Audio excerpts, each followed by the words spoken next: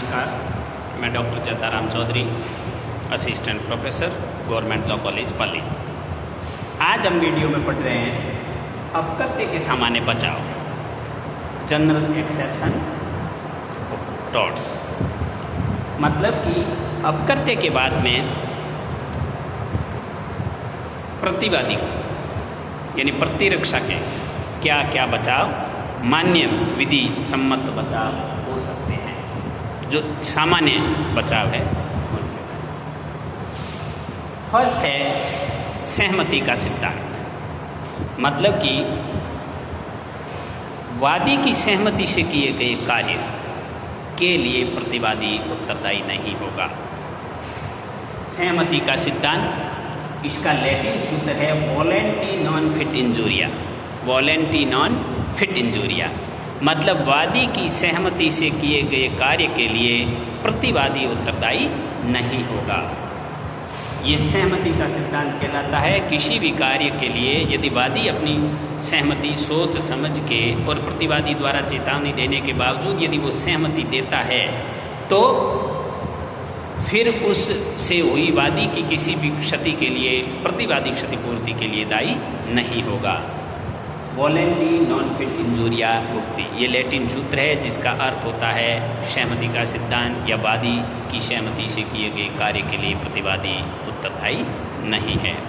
इसका एक केस है Hall versus Brookland auto racing club 1932 के बी।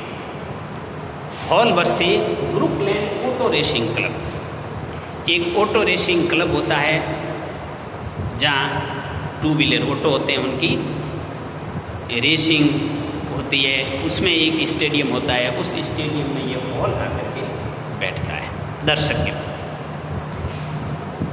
तो उस स्टेडियम के गेट एंट्री जो प्रवेश द्वार होता है उस पर ये लिखा होता है कि इसके अंदर जो रेसिंग क्लब होती है, रेस होती है, उस रेस में कोई भी व्हीकल यदि उछल करके किसी को भी चोट पहुंच जाती है तो उसके लिए आप स्वयं जिम्मेदार हैं, या ब्रुकलैंड ऑटो रेसिंग क्लब की कोई भी जिम्मेदारी नहीं है।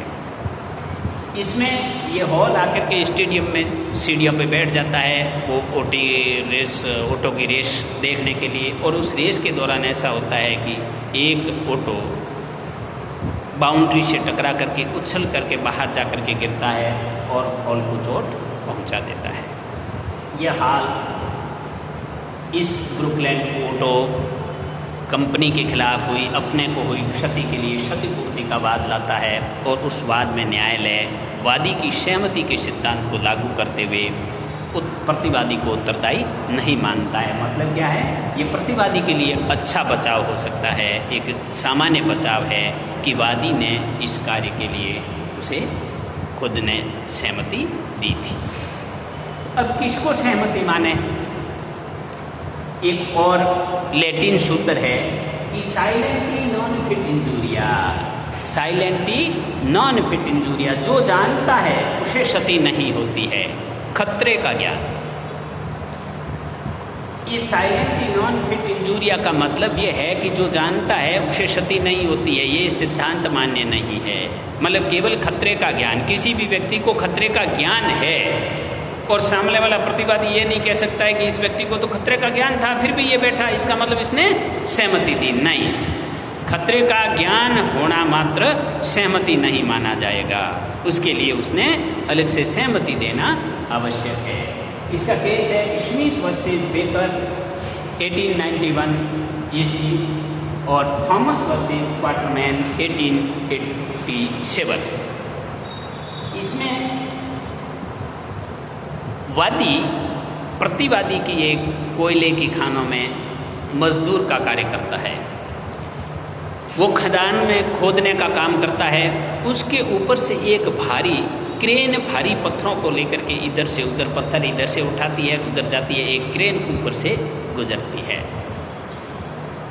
प्रतिवादी की तरफ से वादी को कोई भी चेतावनी नहीं दी गई, कोई भी नोटिस नहीं लगाया गया और कुछ भी नहीं कहा गया। प्रतिवादी अपना काम कर रहा था, ऊपर से क्रेन गुजर रही थी, भारी पत्थर इधर से उधर कर रही थी।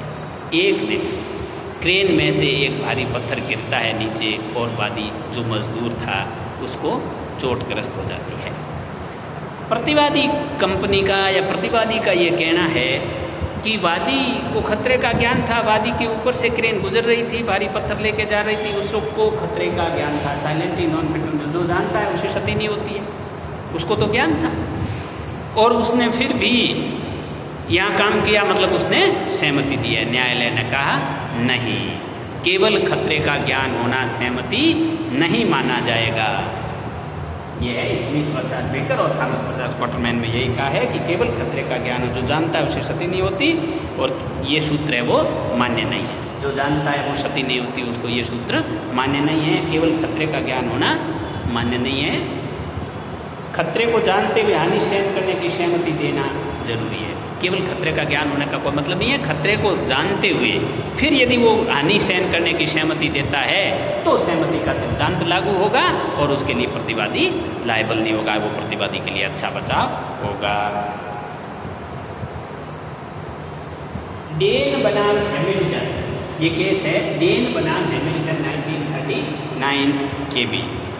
इस मामले में क्या होता है कि एक महिला होती है यात्री, जिसको कि एक स्थान से दूसरे स्थान पे जाना होता है। वो एक स्टैंड पे खड़ी होती है, इतने में एक टैक्सी का ड्राइवर टैक्सी लेकर के आता है। वो बहुत शराब पिया हुआ, भारी शराबी, और वो शराब में के नशे में उस महिला को भी उस अपनी टैक्सी में बिठा लेता है। महिला ये जानते हुए टैक्सी में बैठती है कि ड्राइवर ने शराब पी रखी है, और ड्राइवर थोड़ी दूर आगे जाता है और एक्सीडेंट कर लेता है, उस महिला को चोटग्रस्त कर देता है। इस हैमिल्टन डेन बनाम हैमिल्टन केस में प्रतिवादी का ये तर्क, प्रतिवादी न्यायालय में ये कहता, महिला अपनी को हुई क्षति के लिए क्षतिपूर्ति का वाद लाती है कि टैक्सी के ड्राइवर की उपेक्षा के कारण मुझे क्षति हुई, टैक्सी जिस कंपनी की या जिसका जो मालिक है वो उसकी मेरे को क्षतिपूर्ति दे। कंपनी या उस मालिक का ये कहना है कि चूँकि उसके ड्राइवर ने शराब पी रखी थी और ये जो शराब पी रखी थी ये महिला को पता था, खतरे का ज्ञान था, फिर भी उस महिला ने खतरे में समारी की, मतलब सहमति दी। खतरे का ज्ञान होते हुए भी उसने यात्रा करने की सहमति दी, इसीलिए सहमति का सिद्धांत लागू होगा। जबकि न्यायालय ने कहा कि नहीं, केवल खतरे का ज्ञान होना सहमति नहीं माना जाएगा, जब तक कि उस महिला को ये नहीं कह दिया गया होता कि ये व्यक्ति शराब पी रखा है, या ड्राइवर ये कहता कि मैंने शराब पी रखी है और मैं किसी भी समय एक्सीडेंट कर सकता हूँ, अब आपको बैठना हो तो बैठो। और फिर भी यदि वो बैठती है, मतलब वो सहमति दे रही है। वहाँ खतरे का ज्ञान तो उस महिला को था कि इसने शराब पी रखी, हो सकता है एक्सीडेंट, लेकिन उसने सहमति दी हुई नहीं मानी जाएगी जब तक कि उसने इस पर सहमति नहीं दी है। ये डेन बनाम हैमिल्टन 1939 का केस है। दूसरा है ये सहमति का सिद्धांत था, जिसमें कि यदि वादी की सहमति से किए गए कार्य से यदि वादी को कोई नुकसान होता है, क्षति होती है, तो प्रतिवादी उसके लिए क्षतिपूर्ति के लिए दायी नहीं है, बशर्ते कि वो सहमति वादी द्वारा दी जानी चाहिए। केवल खतरे का ज्ञान होना मात्र ही सहमति नहीं माना जाएगा। दूसरा है अप्रत्याशित अवश्यंभावी घटना, इनइविटेबल एक्सीडेंट। इनइविटेबल एक्सीडेंट, अप्रत्याशित या अवश्यंभावी घटना, मतलब कि कोई भी घटना ऐसी हो जो पक्षकार चाहकर भी उस घटना को नहीं रोक सके, वो घटना क्या कहलाती है? अप्रत्याशित घटना। ऐसी घटना जिसको पक्षकार सम्यक तत्परता बरतने के बावजूद भी नहीं रोक सके, मतलब सम्यक पूरी सावधानी बरतने के बावजूद भी यदि कोई व्यक्ति किसी घटना को नहीं रोक सके, तो वो घटना क्या कहलाती है? अप्रत्याशित घटना या अवश्यंभावी घटना। इसका एक केस है स्टैनले बनाम पावेल। स्टैनले बनाम पावेल 1891 का केस है। इस मामले में क्या होता है कि स्टैनले बनाम पावेल, स्टैनले एक जगह खड़ा होता है, उसके पास में पावेल खड़ा होता है, और सामने एक पेड़ होता है, उस पेड़ पर चिड़िया बैठी होती है। स्टैनले बनाम पावेल पास में खड़ा है, उसके राइट में पावेल खड़ा है, लेफ्ट में स्टैनले खड़ा है। पावेल सामने पेड़ पे बैठी हुई चिड़िया को गोली मार करके मारना चाहता है।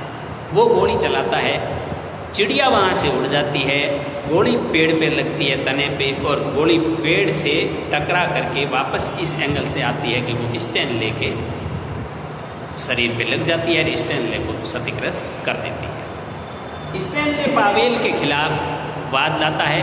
पावेल का ये कहना है कि ये अवश्यंभावी घटना थी, अप्रत्याशित घटना थी, जिसको कोई भी पक्षकार ना तो पहले से कोई जानकारी थी कि ऐसा हो सकता है, और न हम चाह करके भी इस घटना को रोक सकते थे।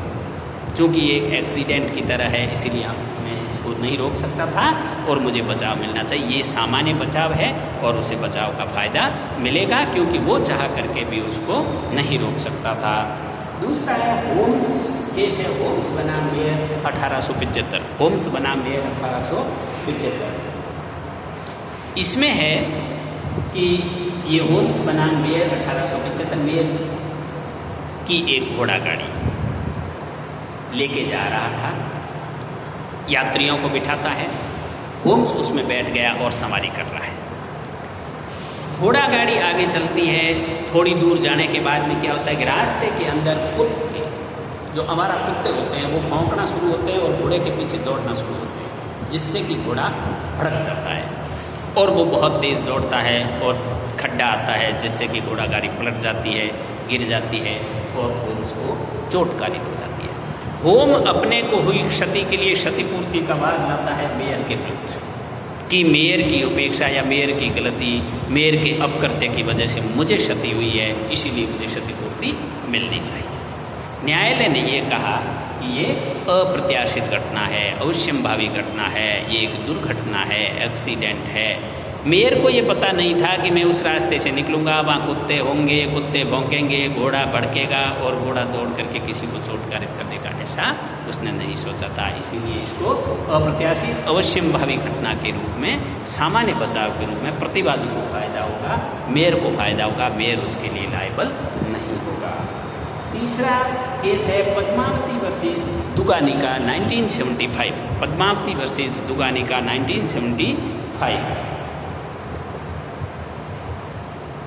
इसमें क्या होता है कि पद्मावती वर्सेस दुगानिका, इस पद्मावती का हस्बैंड दुगानिका की गाड़ी में, दुगानिका एक टैक्सी ड्राइवर होता है, टैक्सी लेकर के जा रहा होता है, उसमें पद्मावती का हस्बैंड उस टैक्सी में बैठता है और सवारी करता है। काफ़ी दूर जाने के बाद में उस गाड़ी का एक्सल निकल जाता है, पहिए का एक्सल निकल जाता है, गाड़ी का बैलेंस बिगड़ जाता है और गाड़ी पलट जाती है, गिर जाती है, जिससे इस पद्मावती का पति उस गाड़ी के नीचे दब करके मर जाता है। पद्मावती दुगानिका के खिलाफ एक वाद लाती है अपने पति की मृत्यु से हुई उस क्षति के लिए क्षतिपूर्ति का, अपकृत्य का वाद।